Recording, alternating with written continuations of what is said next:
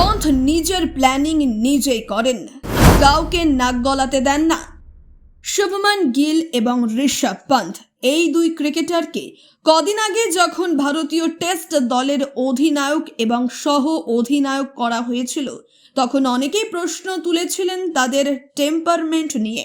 কারণ পন্থ যাওয়া ইংল্যান্ড অস্ট্রেলিয়ায় রান পেয়েছেন অতীতে, শুভমান গিল তো এশিয়ার বাইরে তেমন পারফরমেন্সই দেখাতে পারেননি এতদিন। কিন্তু ইংল্যান্ড সিরিজে গিয়ে নিজেরাই ব্যাট হাতে জবাব দিয়েছেন গিল এবং পন্থ।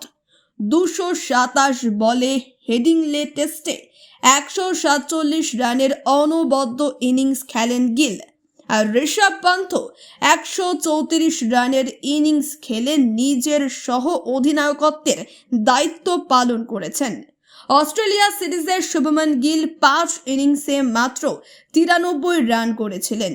ব্যাটিং গড় ছিল 20-র নিচে, ফলে তাকে অনেক সমালোচনার মুখেই পড়তে হয়েছিল।